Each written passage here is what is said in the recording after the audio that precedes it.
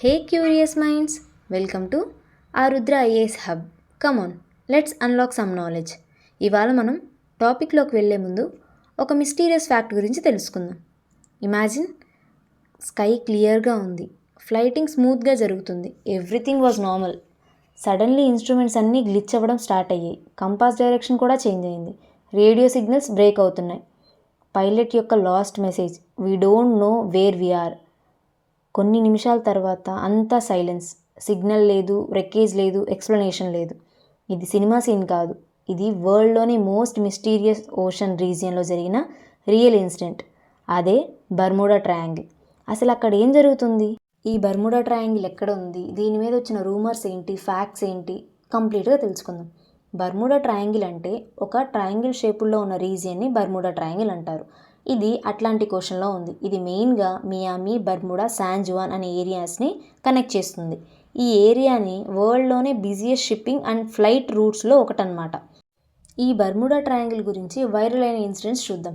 1918లో USS సైక్లాప్ ship trace లేకుండా miss అయింది.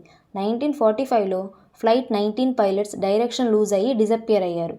1948 and 1949లో passenger planes radar నుంచి వ్యానిష్ అయ్యాయి.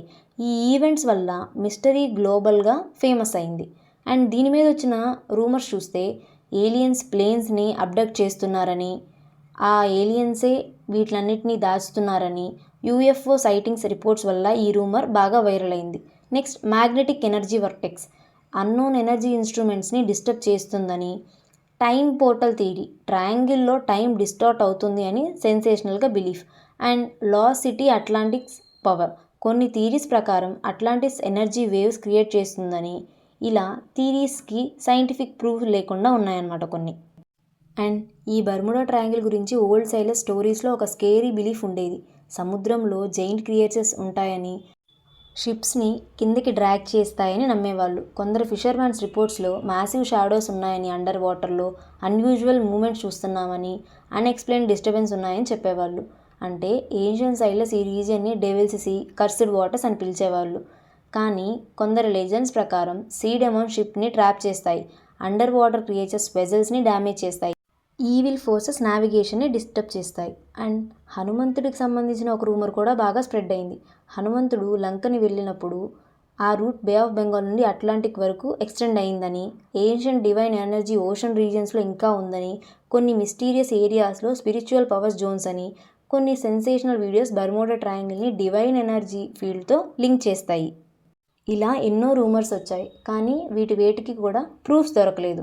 అండ్ వీటి మీద వచ్చిన ఫ్యాక్ట్స్ చూసుకుంటే, సడన్ స్టార్మ్స్ అండ్ హరికేన్స్ వల్ల ఈ రీజియన్లో ఎక్స్ట్రీమ్ వెదర్ జోన్ ఉండడం వల్ల Gulf Stream current powerful current డెబ్రిస్ని ఫాస్ట్గా క్యారీ చేస్తుంది, సో ట్రేసెస్ దొరకవని, compass variation magnetic north alignment వల్ల డైరెక్షన్ కన్ఫ్యూజ్ అవ్వొచ్చని, methane gas bubbles sea floor నుండి గ్యాస్ రిలీజ్ అయితే షిప్స్ బయాన్సీ లూజ్ అవ్వొచ్చని, human error navigation mistakes and instrument misreading యాక్సిడెంట్స్కి ఇది మెయిన్ రీజన్ అని కొన్ని ఫ్యాక్ట్స్ వచ్చాయి.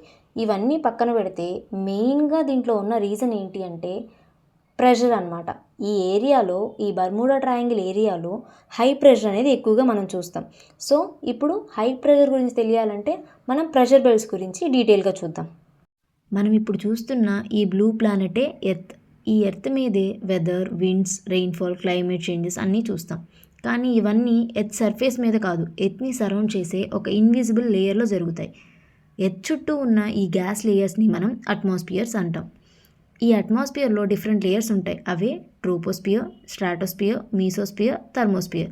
కానీ మన డైలీ లైఫ్లో వెదర్, క్లౌడ్స్, రెయిన్ఫాల్, విండ్స్ ఇవి చాలా ముఖ్యం.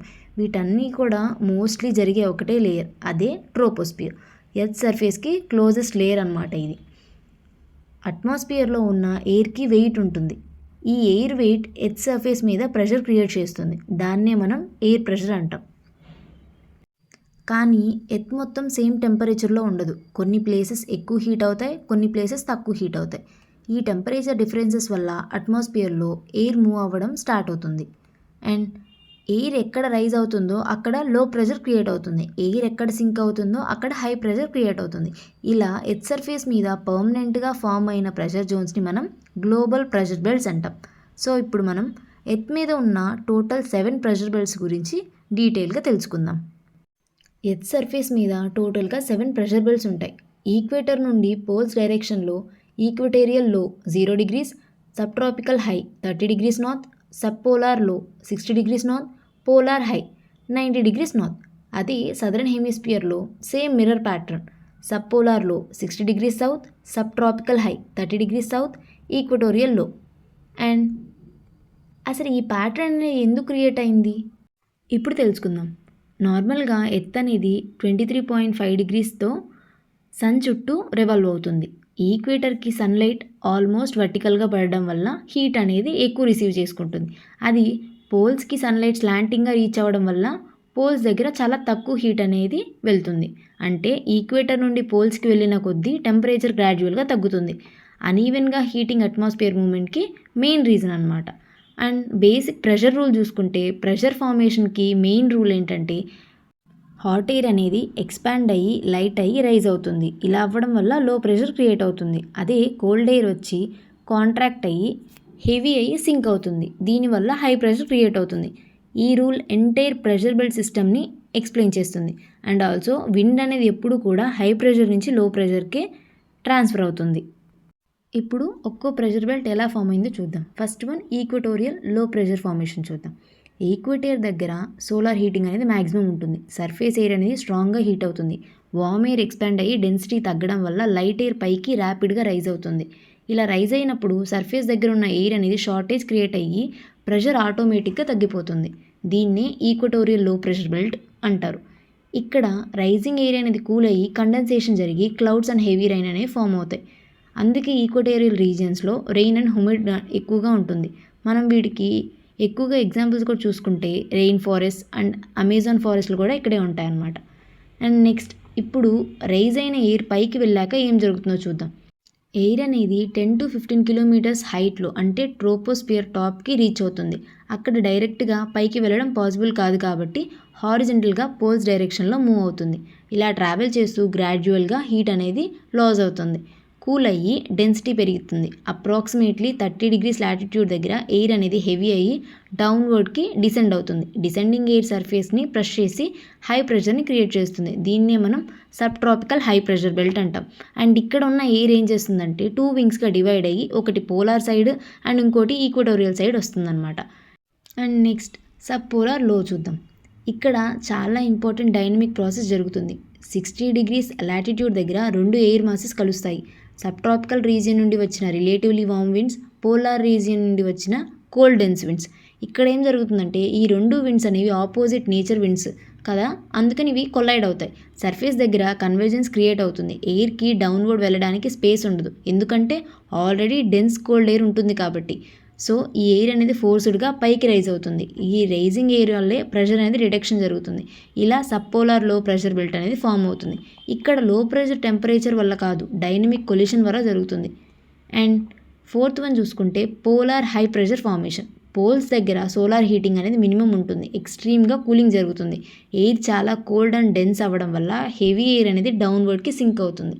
డౌన్వర్డ్ మోషన్ వల్ల సర్ఫేస్ ప్రెషర్ ఇంక్రీజ్ అయ్యి పోలార్ హై ప్రెషర్ బెల్ట్ అనేది ఫామ్ అవుతుంది. ఎర్త్ అట్మాస్ఫియర్లో ఎయిర్ మూమెంట్ అనేది ర్యాండమ్గా జరగదు. అది 3 మేజర్ సర్క్యులేషన్ పార్ట్స్లో ఆర్గనైజ్ అయ్యి ఉంటుంది. వీటిని అట్మాస్ఫియరిక్ సెల్స్ అంటారు. ఇవి Hadley cell, Ferrel cell, polar cell. హార్డీ సెల్ అంటే 0 డిగ్రీస్ టు 30 డిగ్రీస్ ఉంటుంది. ఇదే ఫస్ట్ సెల్ అనమాట. ఇది ఈక్వేటర్ నుండి అప్రాక్సిమేట్లీ 30 డిగ్రీస్ లాటిట్యూడ్ వరకు ఉంటుంది. ఈక్వేటర్ దగ్గర హీట్ ఎక్కువ కాబట్టి ఎయిర్ అనేది పైకి రైజ్ అయ్యి అప్పర్ అట్మాస్ఫియర్లో మూవ్ అయ్యి 30 డిగ్రీస్ దగ్గర కిందకి డిసెండ్ అయ్యి లూప్ని కంప్లీట్ చేస్తుంది.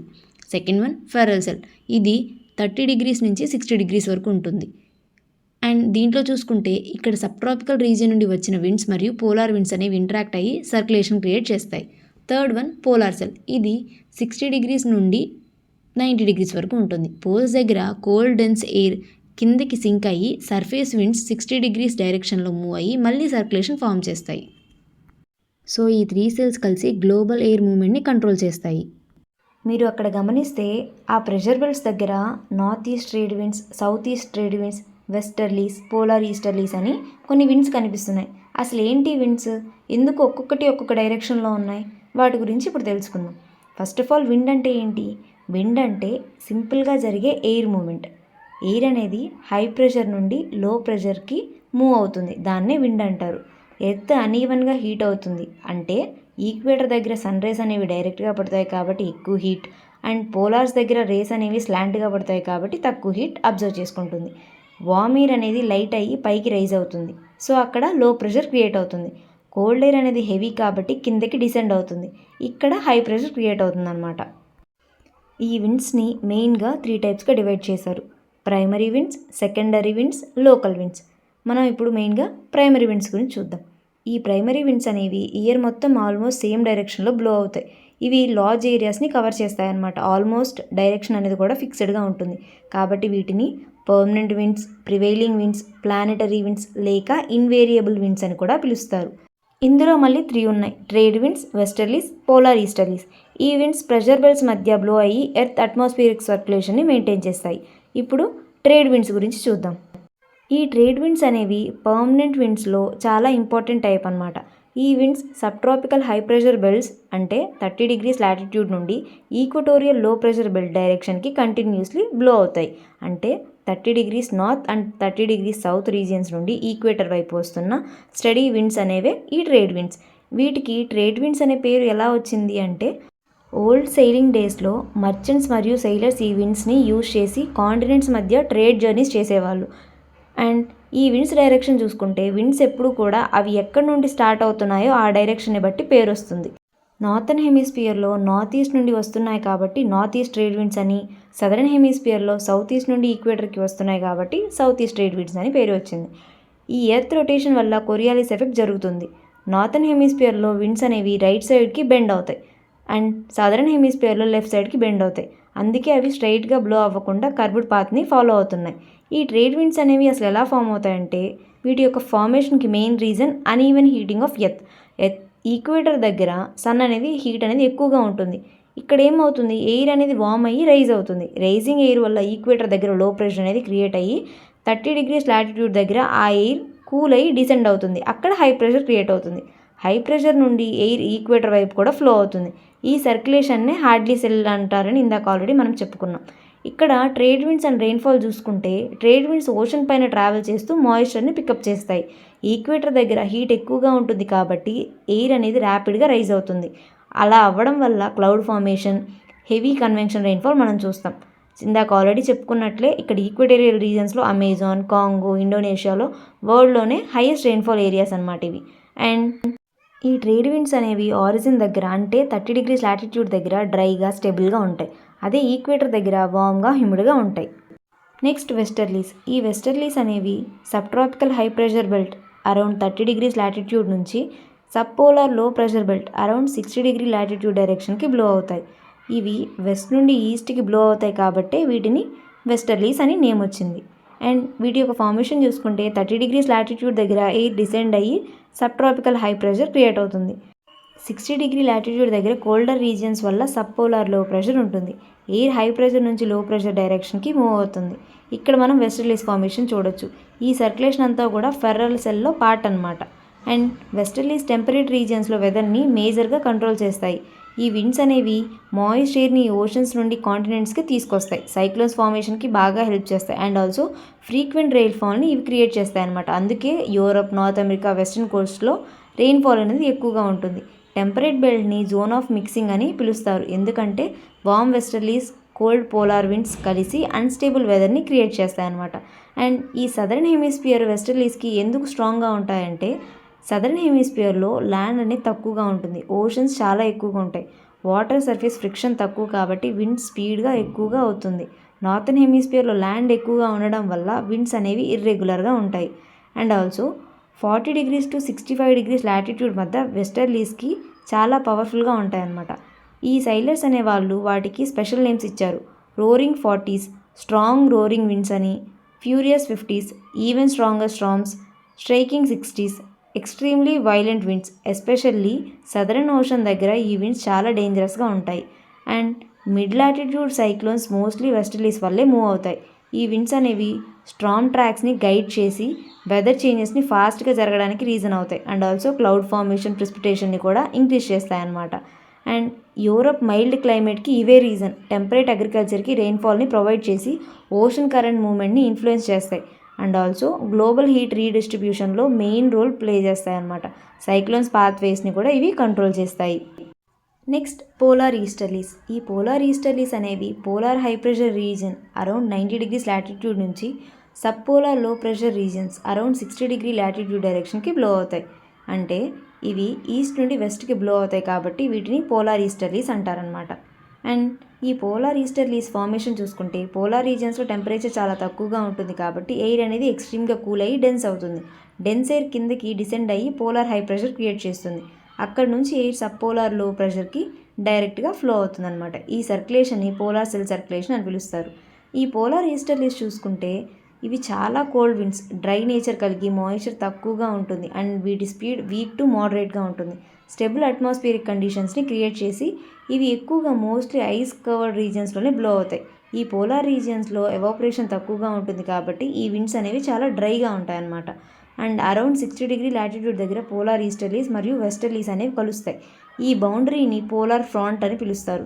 ఇక్కడ వామ్ ఎయిర్ ప్లస్ కోల్డ్ ఎయిర్ అనేవి కొల్లైడ్ అవుతాయి. ఇన్స్టెబిలిటీ అనేది క్రియేట్ అయ్యి సైక్లోన్స్ ఫార్మేషన్ జరుగుతుంది. సడన్ వెదర్ చేంజెస్ కూడా అక్కర్ అవుతాయి అనమాట. అందుకే టెంపరేట్ రీజియన్స్లో స్టార్మ్స్ అనేవి ఎక్కువగా వస్తాయి. వీటి వల్ల హ్యూమన్స్కి కూడా ఇంపాక్ట్ అవుతుంది. పోలార్ రీజియన్స్లో పాపులేషన్ చాలా తక్కువ కాబట్టి డైరెక్ట్ హ్యూమన్ ఇంపాక్ట్ అనేది తక్కువగా ఉంటుంది. కానీ ఇండైరెక్ట్గా చూసుకుంటే గ్లోబల్ క్లైమేట్ సిస్టమ్ని బ్యాలెన్స్ చేస్తాయి, కోల్డ్ ఎయిర్ ట్రాన్స్పోర్ట్ చేస్తాయి, jet streams and polar vortex సిస్టమ్స్ని ఇన్ఫ్లుయెన్స్ చేస్తాయి అన్నమాట. ఈ పోలార్ ఈస్టర్లీస్ అనేవి వెస్టర్లీస్తో కంపేర్ చేసుకుంటే చాలా వీక్గా ఉంటాయి. ఎందుకంటే టెంపరేచర్ అనేది ఎక్స్ట్రీమ్గా కోల్డ్గా ఉండడం వల్ల ఎయిర్ మాయిశ్చర్ తక్కువగా ఉంటుంది. ఎనర్జీ సప్లై కూడా ఇక్కడ తక్కువగా ఉంటుంది. సర్ఫేస్ ఫ్రిక్షన్ అంటే ఐస్ స్నో అనేది ఎక్కువగా ఉండడం వల్ల సర్ఫేస్ ఫ్రిక్షన్ అనేది ఎక్కువగా ఉంటుంది. కాబట్టి ఈ విండ్స్ అనేవి జనరల్గా వెస్టర్లీస్తో కంపేర్ చేస్తే వీక్గా ఉంటాయి. ఈ ప్లానెటరీ విండ్స్ని మెయిన్గా ఇన్ఫ్లుయెన్స్ చేసే కొన్ని ఫ్యాక్టర్స్ చూద్దాం ఇప్పుడు. Uneven heating of earth, pressure belts distribution, earth rotation, Coriolis effect, land and water distribution, atmospheric circulation cells, Hadley, Ferrel, polar and latitude position. ఈ ఫ్యాక్టర్స్ అన్నీ కూడా ప్లానెటరీ విండ్స్ని ఇన్ఫ్లుయెన్స్ చేస్తాయన్నమాట. Next ITCZ. ఐటీసీజెడ్ అంటే inter tropical convergence zone. ఇది equator దగ్గర ఎర్త్ని చుట్టూ కవర్ చేసే ఒక లో ప్రెషర్ బెల్ట్ అనమాట. కన్వర్జెన్స్ అంటే కలవడం. North hemisphere and southern hemisphere నుండి వచ్చే ట్రేడ్ విండ్స్ ఇక్కడ కలుస్తాయి కాబట్టి దీనికి కన్వర్జెన్స్ అనే పేరు వచ్చింది. సింపుల్గా చెప్పాలంటే ఎర్త్ మీద క్లౌడ్స్ మరియు రెయిన్ఫాల్ ఎక్కువగా కాన్సన్ట్రేట్ అయ్యే ఈక్వటోరియల్ జోనే ఈ ఐటీసీజెడ్. అసలు ఇది ఎక్కడ ఎలా ఫామ్ అయింది చూద్దామా. ఈక్వేటర్ దగ్గర సన్ రేస్ ఆల్మోస్ట్ డైరెక్ట్గా పడతాయి కాబట్టి అక్కడ సర్ఫేస్ చాలా హీట్ అవుతుంది. హీట్ అయిన తర్వాత ఎయిర్ టెంపరేచర్ పెరిగి ఎయిర్ ఎక్స్పాండ్ అయ్యి లైట్ అవుతుంది. లైట్ అయ్యి పైకి రైజ్ అవుతుంది. ఎయిర్ పైకి లేచినప్పుడు సర్ఫేస్ దగ్గర ప్రెషర్ తగ్గిపోతుంది. సో ఇక్కడ లో ప్రెషర్ ఏరియా అనేది క్రియేట్ అవుతుంది. ఈ రైజింగ్ ఎయిర్ని రీప్లేస్ చేయడానికి నార్త్ అండ్ సౌత్ నుండి విండ్స్ వస్తాయి. ఈ విండ్స్ కలిసే ప్లేసే ఈ ఐటీసీజెడ్. కాబట్టి ఐటీసీజెడ్ మెయిన్లీ ఈక్వేటర్ దగ్గర ఎక్కడ సోలార్ హీటింగ్ స్ట్రాంగెస్ట్గా ఉంటుందో అక్కడే ఫామ్ అవుతుంది అనమాట. ఐటీసీజెడ్లో క్లౌడ్ ఫార్మేషన్ చూద్దాం. పైకి రైజ్ అయిన ఎయిర్ ఆల్టిట్యూడ్ పెరిగిన కొద్దీ కూల్ అవుతుంది. కూలింగ్ జరిగిన తర్వాత ఎయిర్లో ఉన్న వాటర్ వేపర్ కండెన్సేషన్ స్టార్ట్ అయ్యి ట్రినీ వాటర్ డ్రాప్లెట్స్ ఫామ్ అవుతాయి. అవన్నీ కలిసి హ్యూజ్ క్లౌడ్స్ క్రియేట్ చేస్తాయి. మోస్ట్లీ ఇక్కడ కుములోనింబస్ క్లౌడ్స్ అనేవి ఫామ్ అవుతాయి. ఇవే థండర్ స్టార్మ్స్ క్రియేట్ చేసే క్లౌడ్స్ అనమాట. కండెన్సేషన్ ప్రాసెస్లో హీట్ రిలీజ్ అవ్వడం వల్ల రైజింగ్ మోషన్ ఇంకా స్ట్రాంగ్గా ఉంటుంది కాబట్టి క్లౌడ్స్ అనేవి ఫాస్ట్గా డెవలప్ అవుతాయి. ఇక్కడ రెయిన్ఫాల్ చూస్తే ఈ రీజియన్లో ఫ్రీక్వెంట్ థండర్ స్టార్మ్, షార్ట్ డ్యూరేషన్లో వచ్చే హెవీ రెయిన్స్ ఉంటాయి. హ్యూమిడిటీ అనేది 80 to 90% ఉండి డైలీ ఆఫ్టర్నూన్ షవర్స్ అనేవి కామన్గా ఉంటాయి అన్నమాట. క్లౌడ్ డ్రాప్లెట్స్ పెద్ద అయ్యాక గ్రావిటీ వల్ల హెవీ రెయిన్ఫాల్గా పడుతుంది. అందుకే ఐటీసీజెడ్ని శాటిలైట్ ఇమేజెస్లో కంటిన్యూస్ క్లౌడ్ అండ్ రెయిన్ బెల్ట్గా చూస్తాం. వరల్డ్ ట్రాపికల్ రెయిన్ఫాల్లో చాలా పర్సెంటేజ్ ఐటీసీజెడ్ రీజియన్లోనే జరుగుతుంది. ఇక్కడ వెట్ అండ్ డ్రై సీజన్స్ ఎలా ఫామ్ అవుతాయంటే ఐటీసీజెడ్ పర్మనెంట్గా ఒక ప్లేస్లో ఉండదు. ఇది సన్ పొజిషన్ని ఫాలో చేస్తుంది. జూన్ టైంలో సన్ నార్త్ సైడ్కి షిఫ్ట్ అవుతుంది. సో ఐటీసీజెడ్ కూడా నార్త్కి మూవ్ అవుతుంది. ఈక్వేటర్ నార్త్ సైడ్లో ఉన్నప్పుడు రెయినీ సీజన్, సౌత్ సైడ్లో ఉన్నప్పుడు డ్రై సీజన్ చూస్తాం. అదే డిసెంబర్లో సన్ సౌత్ సైడ్కి షిఫ్ట్ అవుతుంది. ఐటీసీజెడ్ కూడా సౌత్కి మూవ్ అవుతుంది. సౌత్ ఆఫ్ ఈక్వేటర్లో రెయినీ సీజన్, నార్త్ సైడ్లో డ్రై సీజన్ చూస్తాం. కాబట్టి ట్రాపికల్ రీజియన్స్లో సీజన్ టెంపరేచర్ని బట్టి కాదు, రెయిన్ఫాల్ మూమెంట్ని బట్టి డిసైడ్ అవుతాయి. ఈక్వినాక్స్ టైంలో సన్ ఈక్వేటర్ క్రాస్ చేసినప్పుడు కొన్ని ఈక్వటోరియల్ రీజియన్స్కి ఇయర్లో 2 రెయిన్ సీజన్స్ కూడా వస్తాయన్నమాట. అండ్ ఇక్కడ క్లైమేట్ టైప్స్ చూసుకుంటే tropical rain forest. Equator almost ITCZ ఇన్ఫ్లుయెన్స్లో ఉంటుంది. ఇయర్ మొత్తం రెయిన్ఫాల్. ఇక్కడ dense forest and high humidity ఉంటుంది. ఇక్కడే అమెజాన్, కాంగో, ఇండోనేషియా మనం చూస్తాం. And tropical savanna. ఐటీసీజెడ్ సీజనల్గా మాత్రమే రీచ్ అవుతుంది. ఒక రెయిన్ సీజన్ అండ్ ఒక డ్రై సీజన్. గ్రాస్ ల్యాండ్స్ అనేవి డామినేట్ చేస్తాయి. ఈక్వేటర్ నార్త్ అండ్ సౌత్ రీజియన్స్లో మోస్ట్లీ ఈ క్లైమేట్ అనేది చూస్తాం అనమాట. అండ్ మెయిన్గా ఐటీసీజెడ్ లైన్ అనేది స్ట్రైట్గా ఉండకుండా ఎందుకు జిగ్జాగ్గా ఉంటుందో కొన్ని రీజన్స్ ఉన్నాయి. అవి ఏంటో ఇప్పుడు చూద్దాం. First one, land and ocean heating అనేది డిఫరెన్స్ ఉండడం. ల్యాండ్ హీట్ అనేది ఫాస్ట్గా అవుతుంది, ఓషన్ అనేది స్లోగా అవుతుంది. సో పొజిషన్ అనీవెన్గా ఉండడం వల్ల ఇలా జరుగుతుంది. Second one, continent shape and mountains. Asia, Africa లాంటి పెద్ద ల్యాండ్ మాసెస్ ఎయిర్ ఫ్లోని డిస్టర్బ్ చేస్తాయి. Third one, ocean currents. Warm and cold currents local టెంపరేచర్ని చేంజ్ చేస్తాయి. Fourth one, seasonal monsoon winds. Strong regional winds ITCZ షేప్ని bend చేస్తాయి. Fifth one, north hemisphere warmer. Land ఎక్కువ ఉండడం వల్ల ఐటీసీజెడ్ స్లైడ్గా నార్త్ సైడ్లో ఎక్కువ టైం ఉంటుంది. కాబట్టి ఐటీసీజెడ్ ఒక స్ట్రైట్ లైన్ బెల్ట్ కాదు, వేవీ బ్రోకెన్ క్లౌడ్ బ్యాండ్లా ఉంటుందన్నమాట. ఐటీసీజెడ్ వల్ల వచ్చే ఎఫెక్ట్స్లో ఇండియా కూడా ఉంది. అసలు ఇండియాకి ఐటీసీజెడ్కి రిలేషన్ ఏంటి? ఇండియా ఎందుకు ఎఫెక్ట్ అవుతుంది ఈ ఐటీసీజెడ్ వల్ల? ఇవన్నీ తెలుసుకోవాలనుకుంటే wait for the next video. Thanks for watching.